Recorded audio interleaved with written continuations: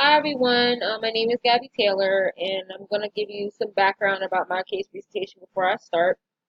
So the theory that I'm going to be looking at is structural family theory.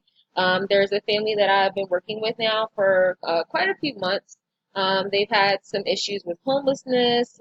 There's been some issues with truancy for the student in the family that is attending the school that I'm doing my field placement at.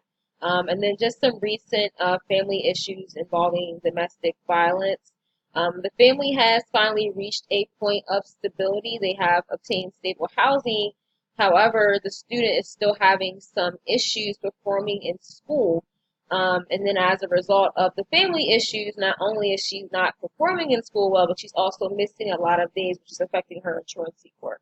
Um, so the student that I'm working with, she's an African American female. She's 16 years old, very intelligent, very bright, very obvious when you look at her grades when things are going on for her because you can see how there's a dramatic difference from when she's performing well and she's focused compared to when she's not. And the point of our session today is to kind of talk about what her role is in the family and some of the things that are happening, how she's kind of really contributing to the stress rather than taking it away. She often tries to be the peacemaker in the family. She does a lot of times feel like she's the voice of reason, like she's really the adult in the house because everyone else seems to just kind of do their own thing and not consider how it's going to affect the family as a whole, and she tends to do the opposite. Um, and just talking about how that's affecting the goals that she has set for herself, um, and how to try to get her, back on track with all of that and still be able to function through what's going on within her family. All right, so how are you today, Sai? I'm doing okay. Feel a little frustrated. Okay, well, let's talk about that. What's going on? Just trying to keep the peace in the house. Mom's just finally getting a place. I'm excited, but I got some of her family there, so it's making it hard for me to do what I need to do. So I know the last time that we talked, I did have to make a DFS report because of some things that you had disclosed to me about not having electric on in the house. And I wanted to meet with you because I know that was something very difficult for you to have disclosed to me, for one, because I know you had mentioned right after you said it, mom didn't want me to say anything about it and you thought that you were in trouble. And the second thing was that you were afraid of once I made the report what was going to happen. So I want to check in with you because it's been a little while since we talked, and I wasn't sure if maybe you were avoiding me a little bit. But I want to try to dive into that and talk about how you felt about the situation because I know initially it can be scary, and even though I kind of explained that process and what would really happen in those situations, I just want to be clear on how you feel now after the fact, after everything has happened. Um, Still a little anxious, scared. I don't want to be away from my mom. Like I know stuff is going on, but I haven't avoided people. It's just I've been tired because I've been trying to find like little side jobs so I can try to have some money to maybe get the electric turned on or somebody can try to help. Just been dealing with that. Just not making my mom angry that I told you that I've said that. A little scared. Okay, okay. That's understandable. I did want to also talk to you about me also having maybe a conversation with mom or us having one with mom together, just so that she's clear on what happened so that you don't have to internalize so much of it or feel like, oh, I shouldn't have said anything because you absolutely did the right thing. Obviously, as a mandated reporter, as I've explained to you before, there are certain things that I have to do to make sure that you are safe as well as your family. Um, so now that there's some more family issues popping up, you did mention some things are going on with your cousin and her mom and some domestic violence. So are you saying that they're now residing with you? Yeah, they're there. They're in the other room. It's really crowded right now. So it's kind of hard for me to focus. I can only see them in the daytime. But with a lot of screaming and hollering, it makes it hard for me to think about school, thinking about making sure everybody else is safe. So let's talk about what your goals were. The last time that we met, we kind of got a list together of some things that you wanted to work on. I know initially You told me that you do want to go to college. That was your number one goal. You want to go to college and you want to get your diploma. And your grades were kind of slipping a little bit. And even though your grades weren't extremely bad as far as failing, you were kind of getting to that point, and it was frustrating for you. So I did go ahead and refer you to a program called Delaware Futures. I did have an opportunity to talk to them since I made the referral, and they had mentioned to me that they tried several times to reach out to you and mom with no success. So is there anything that's going on maybe that's kind of preventing you from being able to participate right now, or do you want to share anything about that?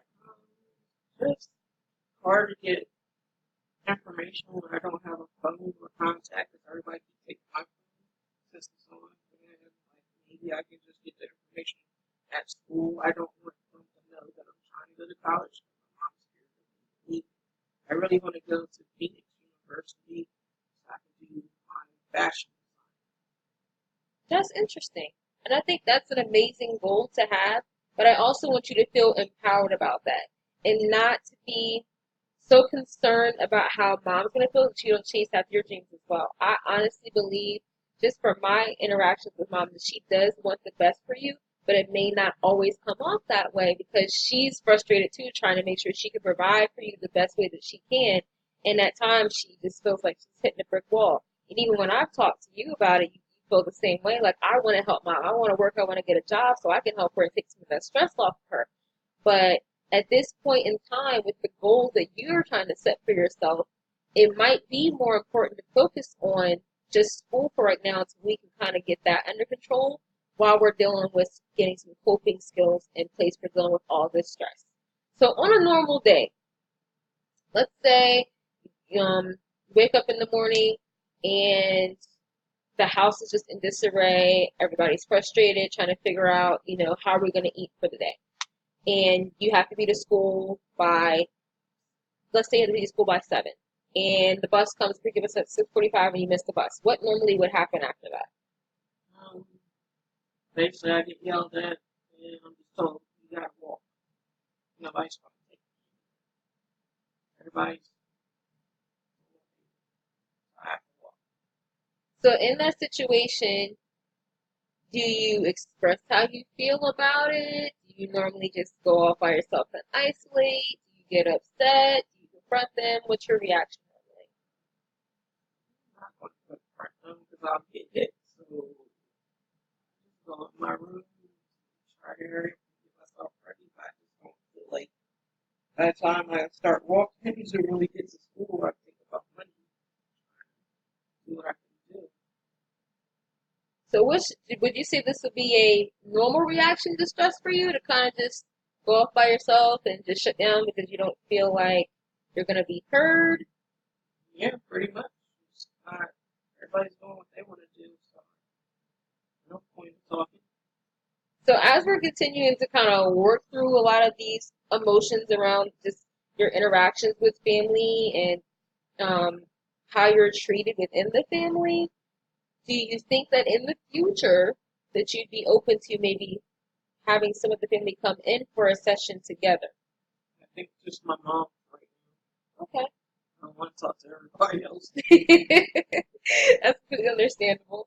What do you feel are some of your strengths within the family? Stress. Your strengths. Trying to talk to people, sit down and listen.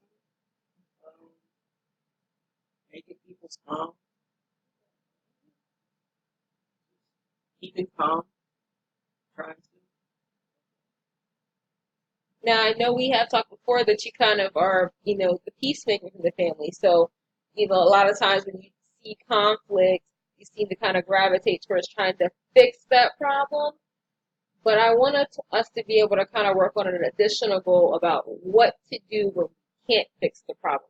Because from what I'm seeing and what I'm hearing from you in each session is the frustration kind of starts to build to where you're distracted when you come to school if you're trying to fix the problem and you can't fix it and everybody's still at each other's throats because you want everyone to get along.